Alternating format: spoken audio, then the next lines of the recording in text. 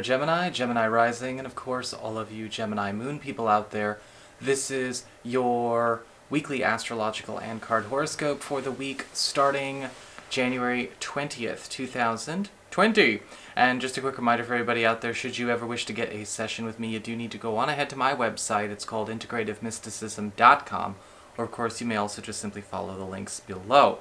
Also, Patreon people, or just anyone curious about the new moon stuff, remember we covered that in the monthlies on Patreon, and you can find out more about that by going to the down bar below. So, what is going on when it comes to your astrology over the course of this coming week? As I've been saying to everyone, this is a week of major course corrections in a good way, though it might feel a little bit, I don't want to say destabilizing, but it might feel a little bit jarring for people in the beginning. These course corrections that are coming are not bad at all. In fact, on Wednesday, we've got the Sun in your 9th house of higher education, government legal proceedings, travel, spiritual life, culture, connections abroad, forming a square to Uranus, which is actually in your 12th house of your past, your privacy, and your hidden zone. And there seems to be some kind of breakthrough for you coming through a 9th house avenue. This could actually be a wonderful opportunity for travel, possibly getting into the school program you want to get in, or maybe a victory in some kind of government or legal situation that you are entangled in or embattled in right now.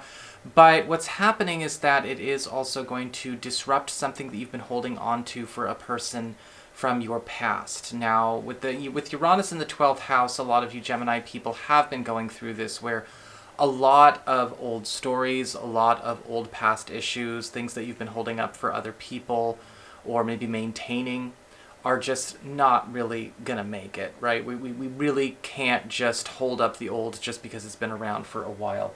And there actually seems to be some kind of awakening kind of experience for a lot of you as well. With the Sun in the 9th house, this could be a connection through a spiritual group or a school group or a connection that you have abroad that does help elevate you in your career, in your spiritual practice, in your social life, but it requires you to abandon some kind of norm. It requires you to break with a norm that you've been holding up for far too long. Now, with Uranus involved, we have to ask ourselves, who are we holding this up to or for? Is this just compulsory? Is this family tradition? Are we doing this just because it was a habit and it just became ingrained into our everyday? Well, we have to find a way to break away from it, because something that we've been holding on to, or an old ideal, or an old belief system, just won't take you as far as you want to go. And with Uranus in the 12th house, we're kind of purging this week. We're letting go of it. We're letting go of that old sensibility. However, with the Sun, it might be pressuring us to let go of it all at once, or all far too fast, and it might feel, again, a bit jarring in the beginning because it's not going to allow for an elongated process. On Thursday, we've got the planet Venus, in your 10th house of career, Pisces, forming a gorgeous sextile to Jupiter in your 8th house of shared resources, passive income, as well as intimacy. And this is focusing a lot more on the financial aspect, however, because with Venus sextile to Jupiter, there's an opportunity for a lot of you Gemini people to start making a lot more money on some kind of project that does take all of the skills that you normally contribute to maybe your chosen career, your day job, or even an old career. An old path that you were on becomes a new thing. It kind of becomes a new invention of itself. And with Jupiter in the 8th house, it does actually promise quite a bit of liquidity. And with Venus in the 10th house, this may be something that puts you in a position to also be somewhat of a powerful authority figure in whatever matter this is. Now, we could just be getting asked to take on this work internally through the work that we have, or something that is a bit of a recruitment through our social life. Again, your mileage may vary. It is a general reading. So what's going on when it comes to your cards? Oh, before that, remember, if you're ever having a hard time finding a video you're looking for, please follow the links below, or just click on my avatar and go to the main channel page. Okay, and I also have a link to a video that also does tech support for people who are looking for a video that they cannot find. Alright, so Hopefully people don't skip the middle part here, because I'm going to go fast on purpose. I'm just going to mess with people until they listen. I'm kidding. So when it comes to your spiritual themes, let's look at the top row here. There's a lot of investigatory work going on with the Gemini people this week. Your spiritual themes, we have the Page of Swords upright, and there seems to be sort of a focus on correcting maybe untruths or investigating the reasons why things are held up, maintained, or sustained the way they are. With the Page of Swords, it does ask a lot of you Gemini people to start actually doing some dissective work as well, working on trying to help people understand that there are certain things that they don't need to be doing anymore, or making cases for why certain things need to be taken in a new direction. Asking the tough questions, not necessarily just permitting another week to be copy and paste from the last week. And in a lot of cases, a lot of Gemini people, I think, have that coming in spades, because we actually have the influx being the Death card reversed. So this is all about going back and being very careful and very smart about what needs to simply be left behind. It's almost like you're moving house, right? And you don't need to necessarily move everything from the old house to the new house. Some things go and get dropped off, right? We have a yard sale. Pop off to the charity shop and just dump it all in the back. Whatever you need to do. This is a week where a lot of you are taking a lot of inventory of what needs to go, and not just taking inventory and calling it a day, but purging it. In fact, with the Page of Swords upright, we're even doing that with intangible things, intangible commitments, social connections, belief systems. Because the outflux, what's going away, is the Queen of Pentacles. Things that you sustain and maintain that really don't serve at all need to go away. You're putting all of your hard work, your discipline, your kindness, and your genius to things that are actually maybe a waste of those energies, a waste of that time. So how do we correct that? How do we do the course correction? Well, think of that Sun square to Uranus. The challenge is, all right, where do we play it too safe? Where do we believe something is safe that isn't as safe as we originally thought?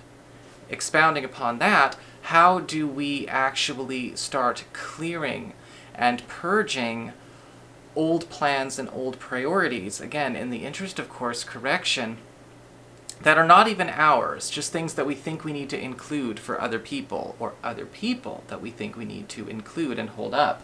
The Queen of Pentacles is a very mothering figure. It's a very nurturing card. She is the closest likeness to the Empress when it comes to minor and major arcana comparisons. So this is the energy of a person who is sort of holding up the kingdom. But if the kingdom is getting renovated, if the kingdom is getting updated, maybe there are certain things that should not go into its new era. When it comes to the bottom row, when it comes to the material concerns, well, we have the Tower card in reverse, and a lot of you Gemini people are actually stepping up into a new role. You're answering a call to arms, as it were, when it comes to a new opportunity. Now, this could be brought on with the Tower card reversed due to some kind of major shift going on in an external work or financial environment. Remember, the Tower card reversed does not happen to you specifically. It is a vicarious experience. It is a bystander type of energy. Hearing about such a call, hearing about such a need, may actually provide an avenue for you. We see an in. Whether it's an in towards a promotion or a new job, or again, easy money, or a shift in career or work, that depends. But with the Tower card reversed is ultimately saying here, you have a chance to kind of step into a space that is ultimately going to elevate you, because you are answering the call to arms to save the day, a chance for you to show your quality. When it comes to the external, when we talk about friends, relatives, and other people, well, we've got the Ace of Cups in reverse. And it does look like a lot of you Gemini people may need to start working on problem-solving relationships this week. Now, I don't see this as romantic relationships because, well, we've actually got a very positive card over there. We'll get there in a second.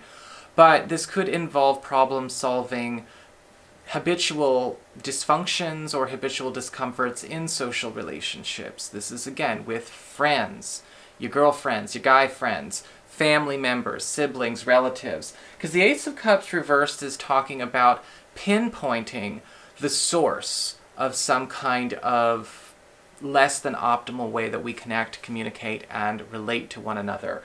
This could be something that we're helping somebody confront and being like, look, I wish I didn't have to bring this up. I wish I didn't have to call your attention to this, but ever since such and such time, ever since X, Y, and Z happened, you have been this way, we have been this way. It's really messed up. I think that there's something that we can do to fix this. We just have to be okay with opening up, because the Ace of Cups reversed is all about helping people to share open, honest communications, even, without censorship, in the interest of, again, fixing and healing the relationship. This isn't about clearing it, correcting it by burning it to the ground and blowing up all your bridges. No, this is about actually fixing something that can be fixed. When it comes to your relationships, your romantic life, as far as your romantic life is concerned, I mean to say, we have the Judgment card upright. And for a lot of you Gemini people, this is a turning point. This is the point where we end a chapter and begin something completely new. In fact, with the Judgment card upright, a lot of you may be finding that there is an opportunity to have a bit of an uptick in the amount of time that we spend with somebody that we're dating. People are becoming a lot more invested in one another. We're having the big talks about what the trajectory of this dating scenario or relationship opportunity is. For those of you who are not seeing anybody right now, the Judgment card upright is indicating that you may meet somebody who kind of has that all on a sheet, all ready to present to you, so we can actually start doing at least some of the brainstorming and the riffing of this process this week. But also with the Judgment card, this is about, look, what do we do?